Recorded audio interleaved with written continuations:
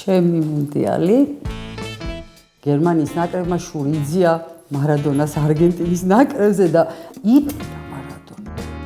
მე მიყვარს სახში ფეხბურთს ყურება. არასდროს არ მივდივარ სხვაგან ფეხბურთს აყურებად. ყველაზე კარგად მახსოვს ჩემი პირველი მუნდიალი. პირველი მსოფლიო ჩემპიონატი. ეს იყო 1986 წელი. ესეც იყო ამერიკა და ესეც იყო მექსიკაში გახსნა. მაშინ ვიყავი 12 წლის.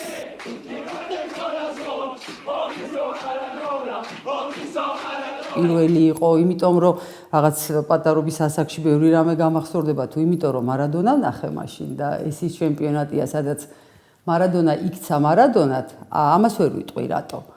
და მე ყველა სხვა დანარჩენი, სადაც გერმანია გახდა მსოფლიო ჩემპიონი. ძალიან კარგად მახსოვს, რომ აი სოფელში ვიყავით, მაშინ ზაფხულის პერიოდი იყო და 12 წლის ვარ და მთელ ჩემპიონატს ვუყურეთ.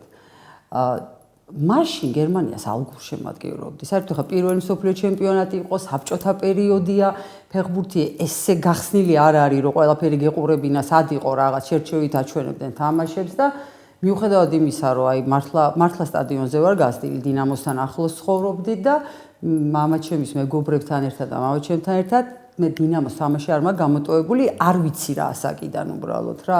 პანტეანში დავყვებოდი მამაჩემის მეგობრებს, რაღაც წარმოიდგინე რა, რაცებში სადღაც ღობეებზე დავძრებოდით, რომ თამაშები მენახა, მაგრამ მსოფლიო ჩემპიონატი და ეს მახსოვს 86 წლიდან, 12 წლის, 82 წლის ჩემპიონატი მე არ მეყურებია ნამდვილად. ესე საყვარელი გუნდი არ მყავდა. და რო შევხედე, ინგლისი რატომღაც არ ვიცი, ინგლისი, გარი ლინეკერი ძალიან შემიყვარდა, მაშინ ზენიტში იყო ინგლისის ნაკრები, ძალიან მაგარი ნაკრები ყავდა, ერთ-ერთი საუკეთესო ნაკრები, შილტონი კარში, ეხა ინგლისი როგორც წესი, მეკარე სუსტი ყავს ხოლმე რა და აი მაშინ შილტონი იყო, მაშინ კი არა ეხაც ერთ-ერთი ინგლისის ისტორიაში ერთ-ერთი უძლიერესი მეკარე იყო, ხო? შილტონი კარში აქეთ გარი ლინეკერი, ლეგენდა, დღესაც მაგის რეკორდებს ცდილობენ რომ მოხსნან, ხო? ეხა კეინი და ასე შემდეგ. მაგრამ ინგლისი არგენტინას რო უყურე, აი მაშინ მივხვდი რომ ამ კაცის იქით ფეხბურთი არ არის მეთქი და ეს კაცი რა თქმა უნდა 10 ნომერი არგენტინა მარადონა. და გერმანიას რო შევხვდნენ მე ფინალში, რაღაცნაირად დღემდე ვერ პატიობს ჩემ თავს, რომ გამიხარდა რომ წააგო გერმანია. ანუ არგენტინისკენ ვიყავი მაშინ, თან რაღაც რუმენიგე, რა ვიცი, ბეკენბაუერი საერთოდ მწვრთნელად ხო რაღაცა და ძალიან გამიხარდა რომ წააგო.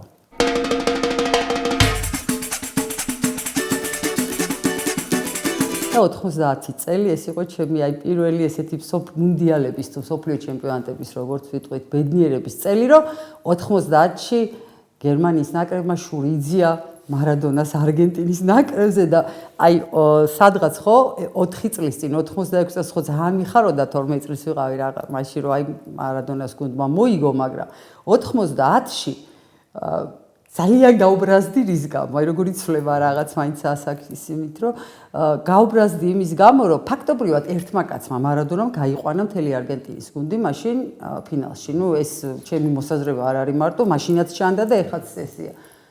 და ფინალი დამთავრდა 1-0 გერმანია მოიგო და იტყდა მარადონა. ეს ეხლა ცნობილი ფაქტია, შეიძლება თქვენ არ გინახავთ ესე ცოცხლად, მაგრამ მე ამას რო უყურე, აი არჩევ აღშფოთებას არ გონდა საზღვარი მახსოვს, რომ რა ატირებს ეს ვინ არის მე რა ატირებს ერთი კაცი იყო და ჩემპიონობა უნდოდა თქო და აი ეს იყო იმის მერე 2002 წელი მახსოვს კიდე აი კარგად მახსოვს ისე ყველაფერი გერმანიას უკავშირდება ეს რაც მახსოვს რა 2002 წელი რატომ მახსოვს იცი რომ არ ყავდა გერმანიას ნამდვილად ახლა ისეთი რაღაც გუნდი ფინალში ხო გავიდნენ კანი იდგა კარში ჩემთვის რა ვიცი ნოიერი ძალიან მაგარია და ალბათ შეიძლება ყველაზე დიდი მეკარეც არის. ეს ადაოა ეხა იქ რაღაც ბუფონის ხვები, მაგრამ ჩემთვის კანია რა ნომერ პირველი.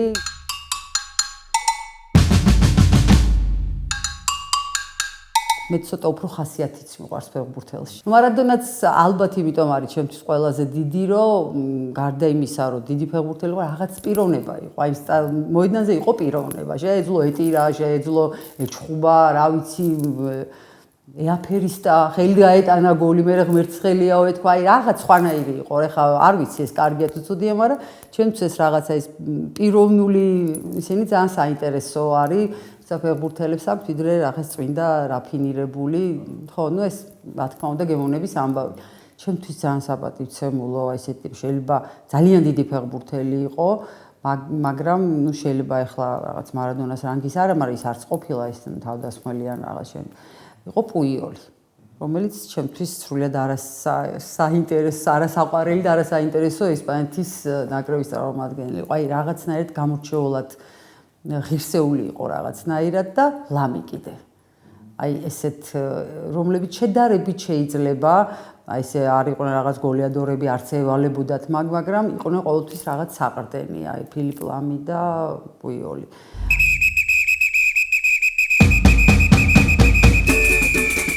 ცოტა ისეთი ექსცენტრიული ლობიდაიმით მე ძალიან მახსოვს შვაინშტაიგერი. აი როცა პატივსაცემ ფეხბურთელებს ვსაუბრობ, არ შემიძლია ვთქვა ზიდანი. არც საფრანგეთის ნაკრები მიყვარს. რეალი რბილად რომ თქვა, არასდროს ვყარებია, ეს ძალიან რბილად რომ თქვა, საფრანგეთის რბილად რომ თქვა არ მიყვარს, მაგრამ ზინედინ ზიდანი არის ჩემთვის აი ალბათ პატივსაცემ ფეხბურთელებში ნომერ პირველი.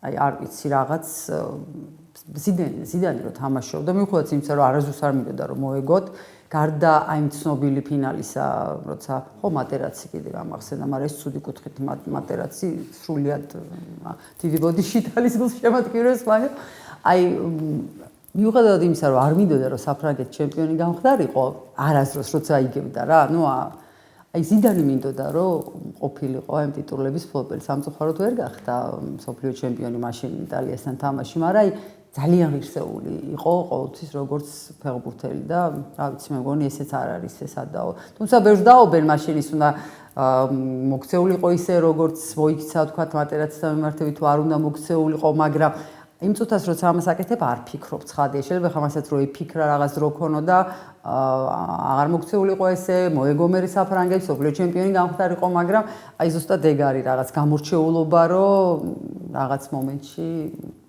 ღირსებას ცოტა უფრო მაღლა აყენებ ვიდრე ყველა სხვა დანარჩენს რა.